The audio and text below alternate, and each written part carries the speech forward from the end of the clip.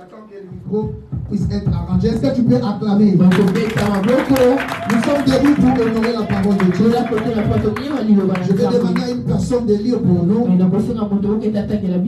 livre de Juges, chapitre 13, du 1er au 5e verset.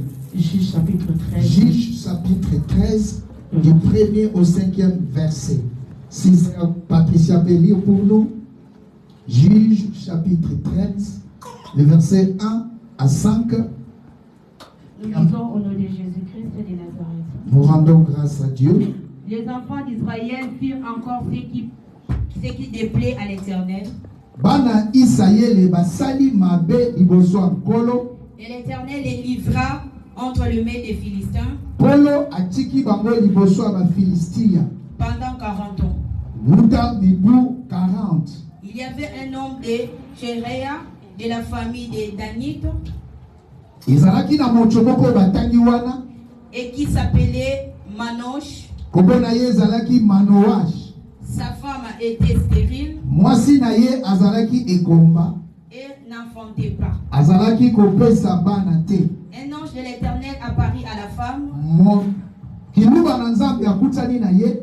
Et lui dit, alobi na ye. Voici tu es stérile. Tala oza ekomba. Et tu n'as point d'enfant. Oza na mwana te. Tu deviendras enceinte. Yo okokumba zemi. Et tu enfanteras un fils. Okobota mwana.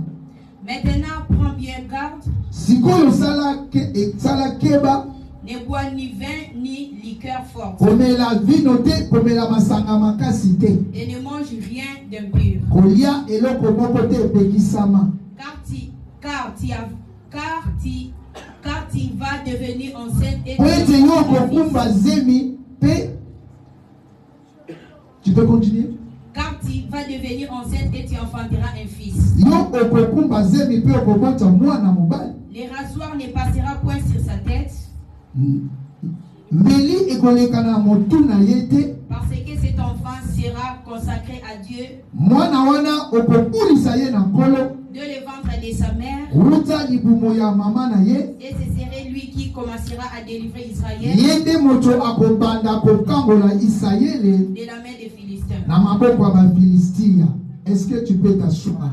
Tu vas acclamer, tu vas t'asseoir. Moi, je vais lire les livres de Jean. Évangile selon Jean, chapitre 5. Je commence du 5e au 8e verset. Là se trouvait un homme malade depuis 38 ans. Jésus l'ayant vu coucher et sachant qu'il était malade depuis longtemps, lui dit, veux-tu être guéri? Les malades répondit, Seigneur, je n'ai personne pour me jeter dans la piscine quand l'eau est agitée. Et pendant que j'y vais, un autre descend avant moi. Lève-toi, lui dit Jésus, prends ton lit et marche. Aussitôt cet homme fut guéri, il prit son lit et il marcha. Alléluia. Est-ce que tu peux acclamer? Tu vas maintenant acclamer pour ta présence. Malgré la chaleur, malgré tes occupations, mais tu es encore venu aujourd'hui. Élevé dans le Seigneur. Nous étions ici hier. Nous sommes en train de développer sur Internet les bruits de l'accomplissement. Hier, nous avons expliqué les thématiques de bruit. Nous avons dit qu'un bruit, c'est une sensation qu'on aperçoit par l'oreille. Comme je suis en train de parler, ce micro est en train de m'aider pour que les haut-parleurs puissent te donner un bruit. Et nous avons dit, les bruits peuvent être agréables parce que là, ça fait du bruit. Mais comme c'est important pour toi, tu es là, tu es assis, tu es en train d'écouter. Mais il y a d'autres bruits qui sont néfastes, qui sont dangereux. C'est ces bruits-là que nous allons envoyer pendant ces 3 jours, que nous allons passer en Seigneur, et nous allons envoyer dans le camp de nos adversaires. Bien aimé dans le Seigneur, un bruit peut aussi représenter en bon français une nouvelle qui est répandue. lorsqu'il y a une nouvelle, lorsqu'il y a une actualité, on peut penser aussi, on dit que c'est un bruit. On peut dire c'est un faux bruit. Donc si la chose était intox, mais si l'information est réelle, on va dire non, il y a eu un bruit. Un bruit peut aussi représenter un rumeur. Un bruit peut représenter une bonne nouvelle. Dans la parole que nous venons de lire, la Bible dit ceci. Il y avait un homme qui avait une femme. Et cette femme était stérile. Mais l'ange est venu rencontrer cette femme. L'ange de Dieu est venu rencontrer cette femme. Pourquoi l'ange a rencontré la femme? Parce qu'il avait une mission pour cette famille. La Bible dit que Manoach avait sa femme. Et sa femme ne donnait point d'enfant. Mais en cette époque-là, Israël était sous l'emprise des Philistins. Et l'ange va dire à la femme de ne pas prendre de vin, de ne pas prendre des liqueurs fortes, de ne pas manger des choses impies. Pourquoi? Parce qu'il va tomber enceinte. Et cette grossesse va donner naissance à un fils. Et ce fils-là devait être consacré à l'Éternel. Et c'est lui qui va commencer à libérer Israël de la main des Philistins. Bienvenue dans le Seigneur. Il y a une question qu'on va ressortir dans cette une question qu'on va ressortir dans ce passage. La Bible dit ceci. L'enfant qui sera né, c'est lui qui va commencer à libérer Israël entre les mains des Philistins. Est-ce que tu t'es posé déjà la question? Est-ce que toi, tu t'es déjà posé la question? Pourquoi je suis né? Il t'est arrivé déjà de te poser la question. Pourquoi je suis né? Alléluia. Je sais que c'est difficile parce que nous tous, nous complaisons. C'est pour plaisir de dire tout c'est Pélissa. Parce qu'on vit, parce qu'on grandit, parce qu'on atteint des objectifs. Est-ce qu'il t'est déjà arrivé de te demander toi-même pourquoi est-ce que je suis né? Quel est mon objectif? Pourquoi est-ce que Dieu m'a mis dans telle famille? Donc le verset que nous avons lu hier, Matthieu chapitre 2, le verset 1 au verset 5. La Bible dit ceci. Vers l'époque de César, il y a eu un enfant qui est né. Et il y a des mages qui ont vu son étoile depuis l'Orient. Et ils sont venus jusqu'à Jérusalem. Et ils sont allés à la maison du roi. Parce que selon les mages, l'étoile qu'ils avaient vue, c'était l'étoile royale. Donc s'il faut aller vénérer l'enfant qui est né, certainement cet enfant devait naître dans le palais royal. Parce qu'on ne peut pas avoir deux rois dans une même génération. Les mages sont arrivés chez Hérode. Et hier nous avons dit que la question que les mages ont posée à Hérode, c'était une question dangereuse. Indique-nous. Où le roi des Juifs est né. On est en train de demander à un roi en exercice de leur montrer où est né un autre roi. Bien dans le Seigneur, je ne pense pas que tu peux aller chercher du boulot dans une entreprise et c'est lui qui va te prendre en entretien. Toi, tu es en train de se planer un poste de vie. Je ne pense pas que tu peux aller chercher du boulot dans une entreprise et que toi, tu postules en tant que PDG. Le PDG qui est là, il va te dire, est-ce que quelqu'un t'a envoyé? Est-ce que tu as déjà préparé un coup de transportif? Mais ces jours-là, les mages ont osé demander au roi, les rois qui venaient de naître. Cela signifie quoi? À leurs yeux, Hérode ne comptait pas. Il est assis à ta place. C'est ça notre question d'hier.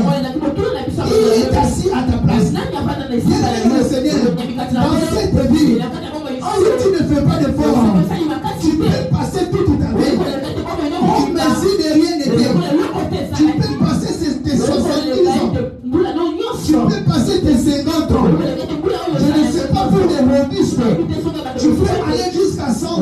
Et quand tu passes ta vie comme ça, un chef même était meilleur que toi. Si tu ne sais pas, est-ce que tu occupes ta place? Bien dans le Seigneur. Hier, nous avons parlé de l'étoile. Nous avons dit ceci. Pour qu'il y ait un bruit. Et qu'est-ce qu'un bruit? Pour se déranger les adversaires. Pour déranger les sorciers. Et qu'est-ce qu'un bruit? Pour amener l'accomplissement de quelque chose dans ta vie. Bien aimé dans le Seigneur. Premièrement, il faut que ton étoile brille. Bien aimé dans le Seigneur. On peut avoir toutes les compétences du monde. On peut avoir toute l'intelligence du monde. Mais si on ne brille pas, tu vas te voir que tu es jeune. Mais tu n'arrives pas à accéder. Tu n'arrives pas à l'accomplissement. Et c'est pourquoi Dieu t'a mis. Si ton étoile ne brille pas, viens dans le Seigneur. Je peux m'en prêcher ici. Mais s'il faut que j'arrive à un niveau de célébrité, il faut que l'étoile puisse briller. Alléluia. Tu peux être dans une compagnie. Tu peux travailler. Tu peux avoir les bagages plus que le PDG. Mais si ton étoile ne brille pas, tu vas rester sentinelle. Tu vas rester captif. Tu vas t'étonner. Pourquoi cette personne? J'ai des diplômes plus que lui. Mais comment lui, il émerge? Et que moi, je suis en train de stagner. Parce que ton étoile est étouffée. Il y a eu quelqu'un dans la Bible. Il y a eu quelqu'un dans la Bible. Dans 1 Chronique chapitre 4. Si nous lisons le verset 9, est-ce que tu peux chercher pour moi? Rapidement, tu vas chercher pour moi. Parce que je n'ai que 30 minutes, nous allons revenir à la prière. Bien aimé dans le Seigneur, est-ce que tu t'es déjà posé la question? Parce que tout ce que Dieu fait, la Bible que tout ce que Dieu fait a un but. A dit ceci, tout ce que Dieu a fait a un but. Maintenant, quel est ton but? Bien aimé dans le Seigneur, si tu ne comprends pas, si tu n'arrives pas à cerner le but pour lequel tu es venu au monde, je disais que tu vas passer comme ça. Alléluia. Bien aimé dans le Seigneur, Samson est né. Samson est né.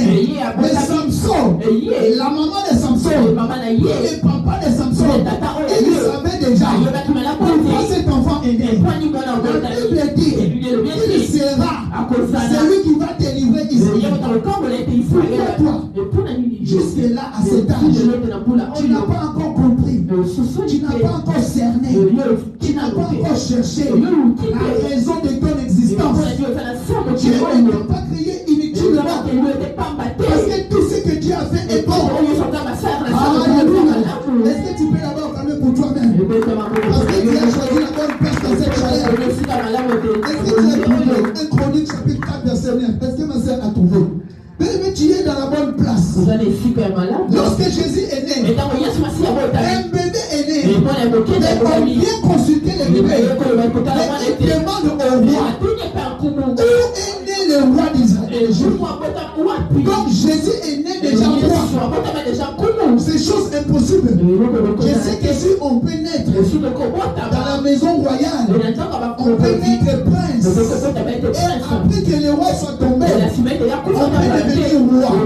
Mais quelqu'un qui est né, on voit déjà son étoile. Et que son étoile était l'étoile d'un roi. Donc c'est juste pour te dire, avant que tu ne naisses, Dieu avait déjà fixé un projet pour toi. Avant que tu n'arrives au monde, Dieu avait déjà tout fait. Nous disons souvent, Dieu lorsqu'il donne une mission, il donne la provision. Mais si nous analysons sur la Bible, il donne la mission à celui qui a déjà donné la provision. Parce que la provision vient après la mission. Jésus était déjà roi. Avant même qu'il ne naisse, 6 mois avant, les mages ont quitté l'Orient. L'Orient, aujourd'hui, on peut voir comme si c'était l'Irak, vers la Mésopotamie. En ce temps-là, il n'y avait pas de chars, il n'y avait pas de trains, il n'y avait pas des avions. Ils ont fait les chemins sur les dos des chameaux. Ils sont arrivés. Lorsqu'ils sont arrivés à Jérusalem, c'est le jour où Jésus naissait. Mais alors, il dit au roi, qui est le roi d'Israël? Parce que nous avons vu son étoile. Quand son étoile lui a précédé, c'est que tu dois être. Ça te précède avant que tu le sois. C'est que tu seras. Ça te précède avant que tu l'arrives. Même les voyages que tu cherches, si tu amplifies ton étoile, tu vas arriver là où tu es. Et tu vas tout rencontrer. Les gens vont dire comment cet homme. Nous sommes arrivés il y a 5 ans. Cet homme est arrivé il y a 2 mois. Il a eu les documents que nous avons cherchés pendant 2 ans. Oui, parce que lui, avant qu'il n'arrive, tout était déjà préparé. Il est un homme provisionné. Lorsqu'il arrive, il a déjà tout. Parce qu'il arrive au bon endroit. C'est au bon moment. Est-ce que tu peux lire pour nous? 1 Chronique chapitre 4 verset 9. Jaébet était considéré plus que ses frères. Oui. Sa mère lui donna le nom de Jaébet, Oui. en disant parce que je l'ai enfanté avec douleur. Oui. Jaébet invoqua le Dieu d'Israël. Jaébet invoqua le Dieu d'Israël en disant, si tu me bénis et que tu éteignes mes limites, si tu fais briller mon étoile, si ta main est avec moi, si mon étoile brille encore, et si tu me préserves du malheur, si mon étoile brille encore, en sorte que je ne sois pas dans la souffrance. Bien-aimé dans le Seigneur, si nous comprenons ce passage, la Bible dit ceci, Jaébet était considéré plus que ses frères. C'est là qu'il dit quoi? Les frères voyaient en Jaébet, il était compétent, il avait tous les atouts, mais Jaébet en lui-même, il se sentait, malgré cette considération, il n'a pas encore accompli. C'est pourquoi l'Éternel avait mis sous ses cieux. Et pour que Jaébet arrive à atteindre ses objectifs, la Bible dit ceci, Jaébet invoqua l'Éternel. Bien dans le Seigneur, tout le monde a une étoile. Toute personne avant de naître, Dieu a fixé déjà des objectifs. Mais c'est à toi maintenant de faire briller ton étoile. C'est à toi maintenant de faire entendre ton bruit. De faire entendre ton bruit. Personne d'autre ne va attendre que ton étoile puisse le matin. Comme nous sommes ici, admettons que les rois entrent ici. Et il dit, il cherche une dame. Il cherche une femme pour le prince Moulé, pour son fils le prince. Je ne pense pas que tu vas dire non, prends ma sœur. Je ne pense pas qu'elle va dire non, pas moi, prends ma sœur. Tout le monde va sauter de l'occasion. Tout le monde va vouloir que ça soit lui. C'est comme ça aussi la vie. Même moi qui te prêche ici, c'est pas que si on entre là-bas avec des liasses et des billets de banque et qu'on cherche qui on va donner, c'est moi qui suis devant. Les filles ils sont assis, moi je suis devant. Donnez-moi en premier. C'est comme ça même la bénédiction. Personne ne va laisser que toi tu sois béni et que lui reste en train de te soutenir. Tu dois d'abord connaître qui tu es, quelles sont les capacités que Dieu a mis en toi. Louez le Seigneur pour faire réveiller les bruits. Il va bouger les adversaires. Il va bouger même la sorcellerie. Tu dois savoir qu'est-ce que tu es compétent. Alléluia. Tout le monde n'est pas appelé à faire toutes choses. On ne juge pas un singe dans sa capacité de nager. Si tu prends un singe et que tu l'amènes dans les eaux, tu vas voir comme si le singe est naïf. Mais amène-lui dans les arbres et amène les poissons dans les arbres. Tu vas trouver que le singe est beaucoup plus apte que les poissons. Donc chacun de nous a un domaine où il peut exceller. Tu peux penser que comme nous sommes au Maroc, est-ce que tout le monde doit aller au centre de paix? Alléluia. Alléluia. Il y a des chauffeurs. Il y a des mécaniciens. Il y a nous qui prêchons. On ne peut pas aller au centre de prière. J'ai essayé pendant 5 ans au centre de prière. Mais je suis sorti avec des verres. Je suis sorti avec des verres. Ma vie est devenue floue. Mais j'ai travaillé. Mais là, je suis maintenant dans mon domaine. Alléluia. Chacun de nous a ses potentialités. Si tu suis l'autre, si tu te laisses influencer par l'autre, tu vas croire que tu es nul. Alors que tu n'es pas nul. Tu n'es pas au bon endroit. Bénis-toi le Seigneur. Tu veux que ton étoile brille. Tu veux que les bruits puissent être entendus.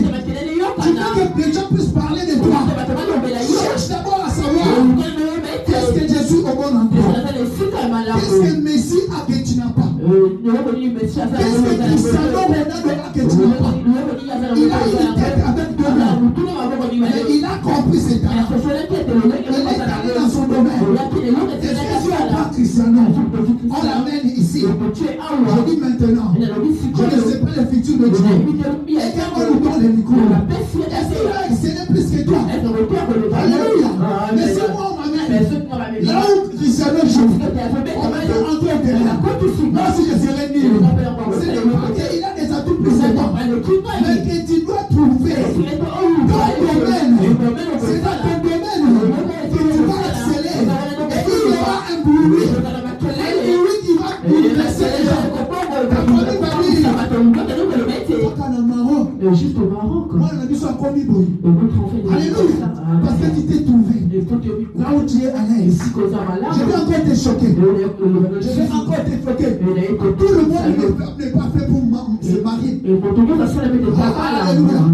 L'apôtre Paul ne s'est pas marié. On n'a pas dit qu'on ne va pas les rencontrer par lui. L'apôtre Paul ne s'est pas marié. Mais c'est lui qui a donné beaucoup de conseils pour les marier. C'est lui qui a parlé mieux du mariage dans la Bible. Mais il ne s'est pas marié. Alléluia. C'est un exemple.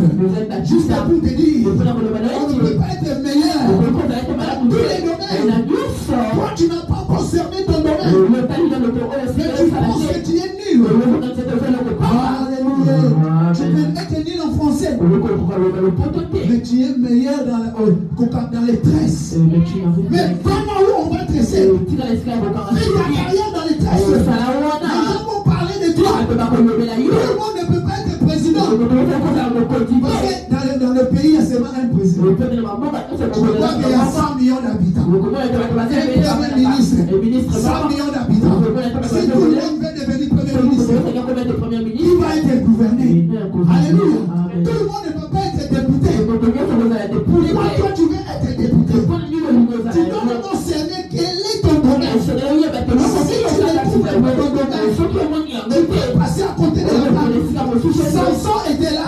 Samson avait l'option. Mais l'option de Samson, c'était comme Tyson.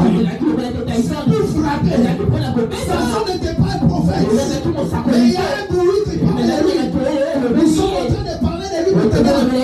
Parce que sa vie était un bruit. Et le bruit a amené l'accomplissement. Nous parlons de Samson aujourd'hui.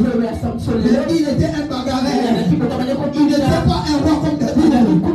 Il n'était pas un prophète comme Élisée. Chacun avait sa juridiction. Pourquoi tu veux suivre tout le monde? Mais si là où tu te sens, ce n'est pas ton domaine. Revois les cadences. Revois la marche. Revois ce que Dieu t'a fait.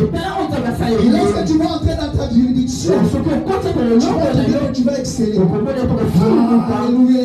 Donc le deuxième point, pour que le bruit amène l'accomplissement, tu dois connaître pourquoi tu es né. Tu dois savoir quelles sont tes compétences. Avant d'agir, là où tes compétences te le permettent, là où tu te sens à l'aise, que personne ne te force, que personne ne te finance. Tu vois, c'est cette commerce ici. Tu vois, si tu fais cette commerce, c'est commerce, c'est masculin, féminin, je ne sais pas.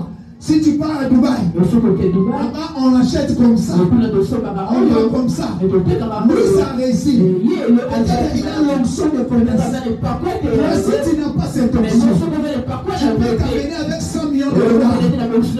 Mais au Kokueya, tu vas commencer. Tu vas donner aux gens. Les gens ne vont pas payer. Ce n'est pas parce qu'ils sont mauvais. C'est parce que tu n'es pas dans ton bon endroit. Est-ce que tu peux acclamer la parole de Dieu? Est-ce que tu peux acclamer Dieu? Viens dans le Seigneur. Le troisième point, c'est agir. Viens dans le Seigneur. Il y a un livre dans la Bible qui s'appelle les Actes des Apôtres. Actes des Apôtres. Je sais que tu as déjà lu cela. Les Actes des Apôtres. On n'a pas dit les pensées des apôtres. On n'a pas appelé ce livre les prières des apôtres. Parce que moi je sais, s'ils pouvaient parler de la spiritualité, il devait avoir un livre dans la Bible. Il devait s'appeler les prières des apôtres. Les prières des apôtres.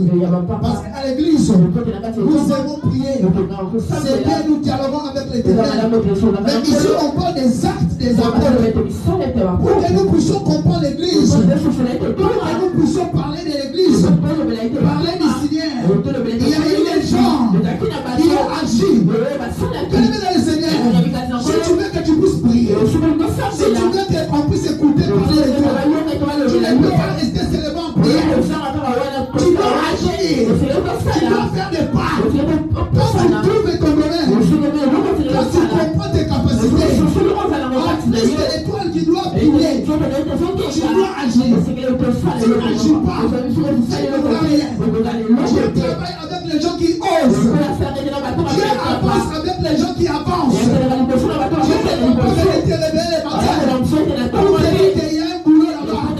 Il s'appelle pour une prophétie. J'accepte la prophétie. Et ne va pas prendre ton dossier pour l'amener à agir. C'est toi qui dois agir. C'est toi qui devais avancer. Tu peux prier pour les voyages. Mais si tu restes endormi, le voyage ne viendra pas te chercher.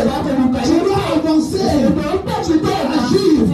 La Bible dit ceci. Dans le passage que je venais de lire, Jean chapitre 5.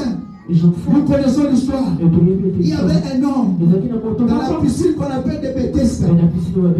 Dans cette piscine-là, la Bible dit que l'ange descendait et l'ange bougeait les eaux. Mais il y avait une condition. Tout celui qui s'est jeté dans l'eau et qui tombait les premiers, c'est celui-là qui était guéri. Quelle que soit la maladie. Mais il y avait un homme. Cet homme, la Bible dit, il a fait 38 ans. Il était là couché. La Bible ne dit pas quand il est venu. La Bible ne dit pas qui les a amenés. Mais je sais que comme il était paralytique, ce sont ses frères qui l'ont amené. Un jour, Jésus passait là. Il y a eu fête des Juifs. Et Jésus aussi s'est rendu là. Jésus ayant fixé ce temps, la Bible dit qu'il a compris. C'est parce que Jésus avait les dons de la parole de connaissance. Il comprenait en avance tout ce que tu pouvais dire, tout ce que tu pouvais murmurer. La Bible dit qu'ayant vu cet homme, il s'approcha.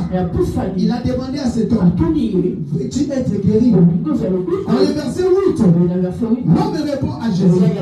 Il dit, je n'ai personne. Il est dans la piscine de Bethesda.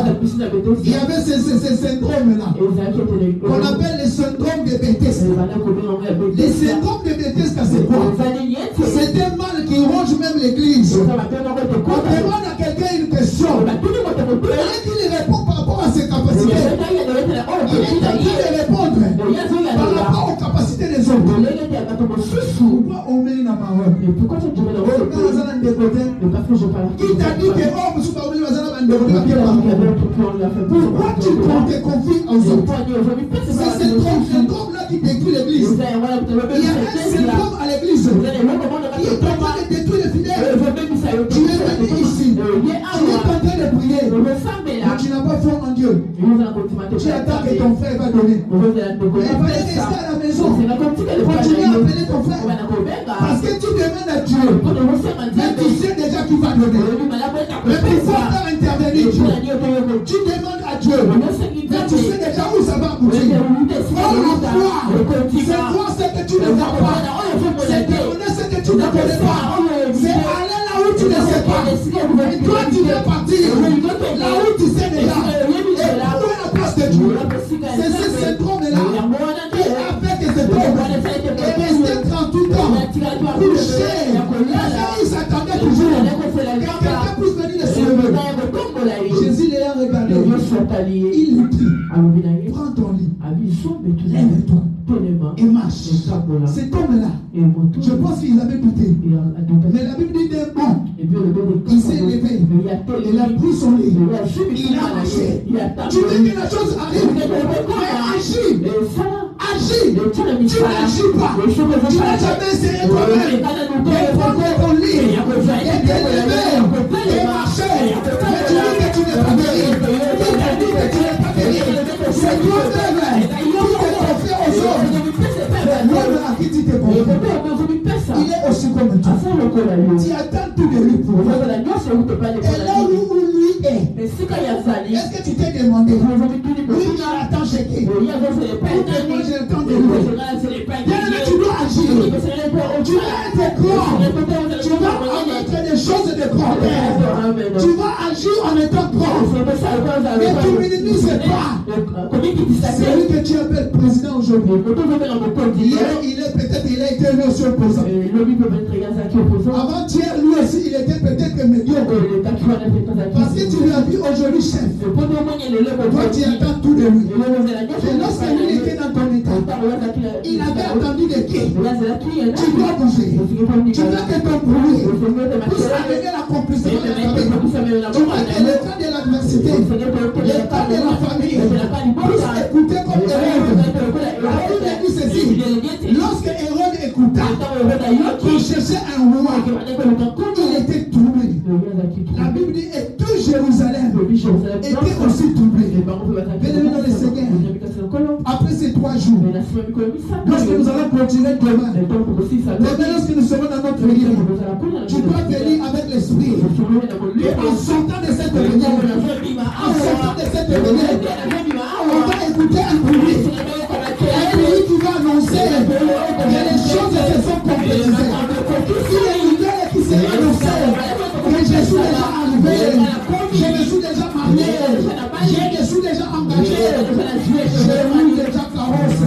Est-ce qu'on peut acclamer la parole de Dieu? Est-ce que tu peux acclamer la parole de Dieu?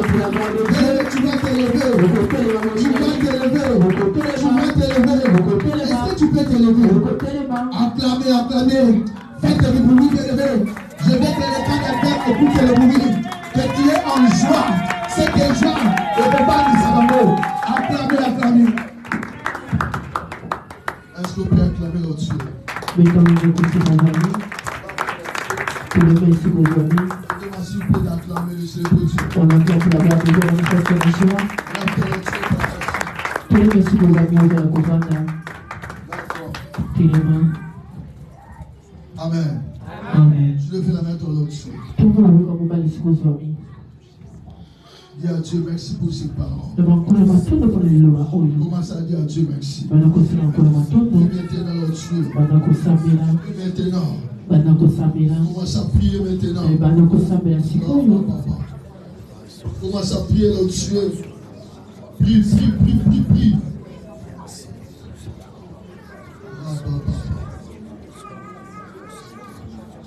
Commence à prier maintenant, priez. Seigneur, merci pour ta grâce. Priez maintenant, priez.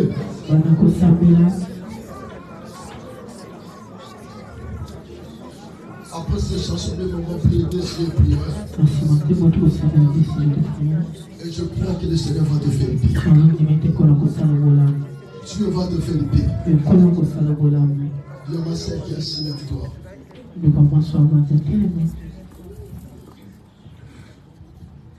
Jéhovah est son nom. Jéhovah est son nom. Jéhovah est son nom. Oh, Jéhovah est son nom. Jéhovah est son nom. Oh, Jéhovah est son nom. Jéhovah est son nom. Oh, Jéhovah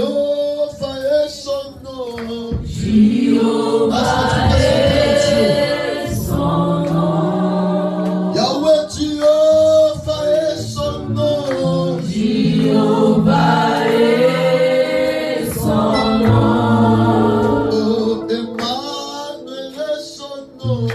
Emmanuel est son nom. Oh, Emmanuel est son nom. Emmanuel est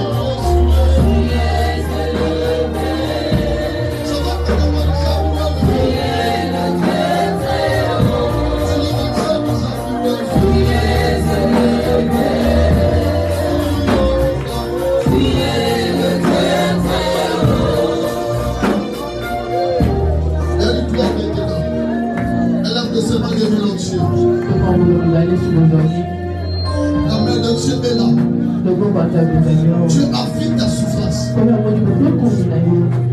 Dieu affine ton cœur. Il affine ton cœur. Il a descendu pour te libérer. Il a descendu pour te libérer.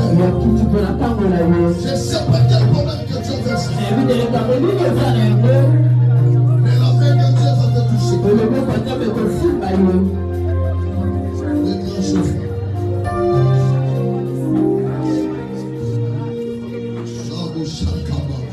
Élève-moi des mélodieux.